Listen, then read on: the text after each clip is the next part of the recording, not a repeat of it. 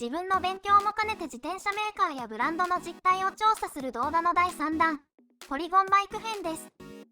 あまり聞かないブランドね。そうだね。アーシも正直全然知らなかったけど、X でやたら推してる人がいるから調べてみたら、かなり大きい企業でびっくりしました。まずは基本情報から。ポリゴンは東南アジア最大級の自転車メーカーで、インドネシア、東ジャワ州に拠点を構えています。企業としての正式名称は PT、インセラセナで、PT は日本でいう株式会社のようなものらしいです。公式サイトを見ると、マウンテンバイクを中心に、ロードバイク、シティサイクル、E バイクなどほとんどの種類の自転車を網羅する総合自転車メーカーとわかりますね。従業員数や売上などは非公開なのでよくわかりません。でも、公式サイトには年間約100万台の自転車を製造していると記載されています。売上では数十億円か、あるいは100億円以上あると予想できますね。自転車メーカーとしてはかなりの規模ね。自社ブランドであるポリゴンの他に、他社ブランドの自転車の製造も請け負っているようです。ではちょっと歴史を追ってみましょう。創業は1989年、インドネシア、東ジャワ州シドアルジョという工業都市で設立されます。創業者は、スジャンとウィジャヤさん、インドネシアの名門、バンドン工科大学の卒業生であるウィジャヤさんには夢がありました。質の高い自転車をインドネシア発で作りたい。自転車をただの移動手段からライフスタイルに変えたい、と考えていたそうです。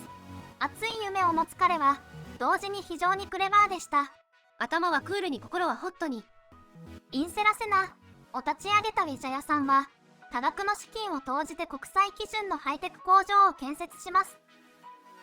彼は、この工場で独自のブランドではなく、世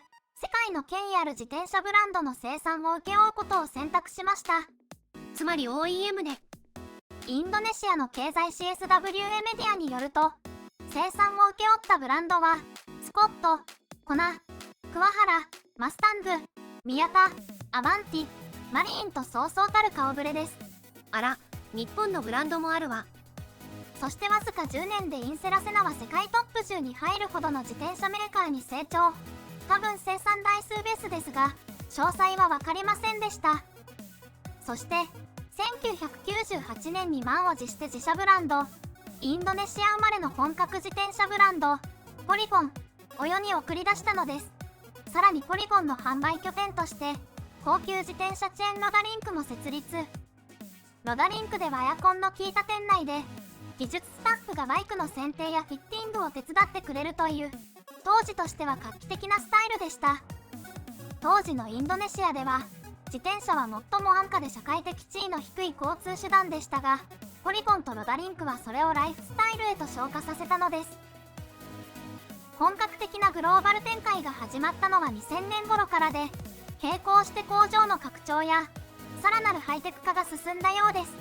2011年にはヨーロッパ、2014年にはアメリカに進出します。日本にはリムで有名なアラヤが代理店になって、2009年頃から入ってきていたらしいです。グローバル展開の初期にあたるかもしれません。2015年には日経新聞に、東南アジ転車、欧米乗り込む、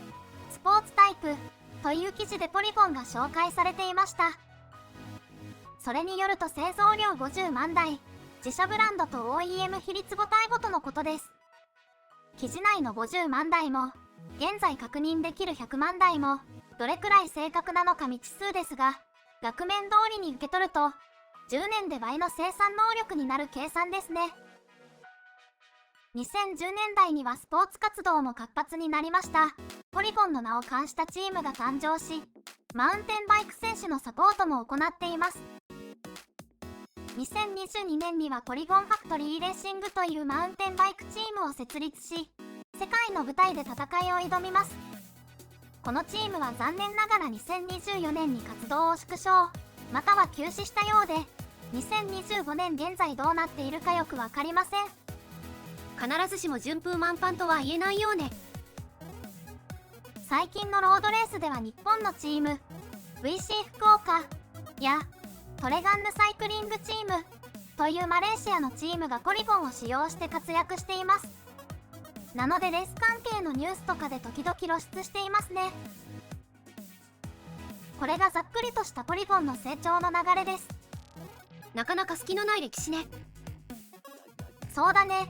レジェンド的なエピソードは見当たりませんが、着実かつ大きく成長していっています。次は現行のラインナップをちょっと見てみましょう。主力はやはりマウンテンバイクのようです。SNS とかを見て回ってみると、エントリーからミドルクラスが安くてよく走ると評判のようです。特にシスキューというシリーズが人気なのか、よく見かけました。うちの視聴者層的にはロードバイクの方が気になるところでしょう。ロードバイクのラインナップはシンプルで、まずはエアロ系でフラッグシップのヘリオス、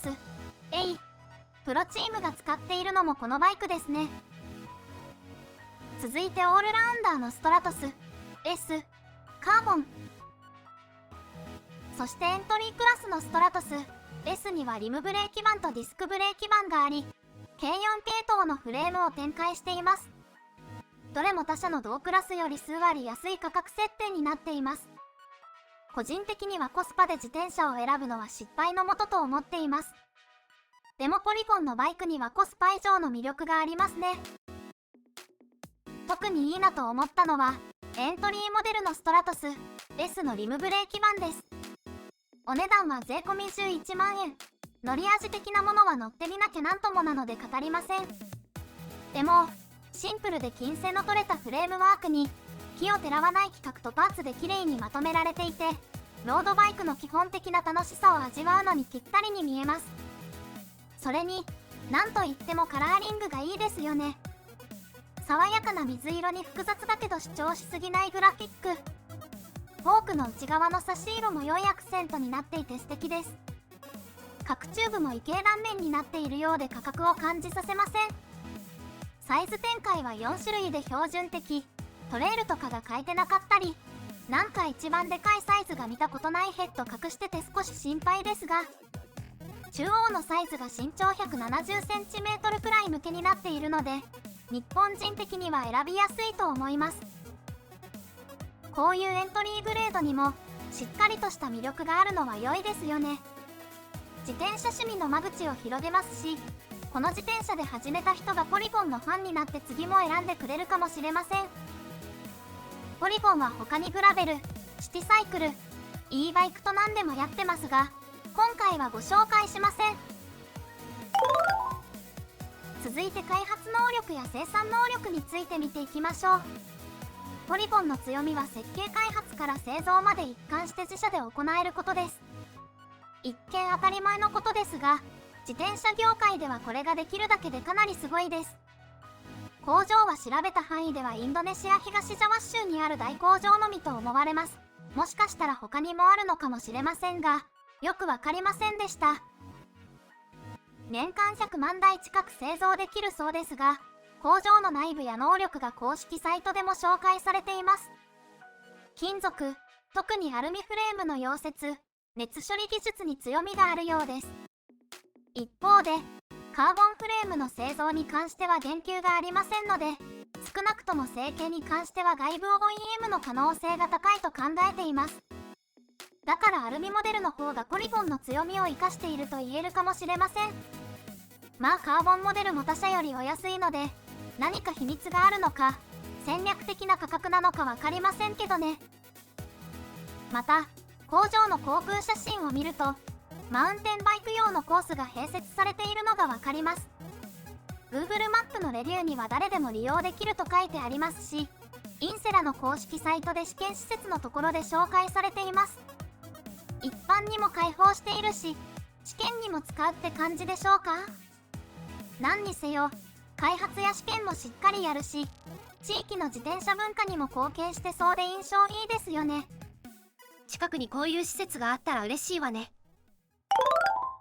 というわけで、派手な宣伝や奇抜な設計ではなく、品質と生産力を武器に世界で戦う総合自転車メーカーがポリゴンです。現在、インドネシアは国自体がすごい勢いで成長していて、遠くない将来、日本の GDP に追いつくかもと言われています。今は価格競争力も大きな強みとなっているポリゴンですが、人件費の上昇でそのアドバンテージは次第に薄れていくかもしれません。それまでにどれだけ技術や魅力を高めていけるかが鍵かもしれませんね。今後どう進化していくか要注目なブランドです。終わり。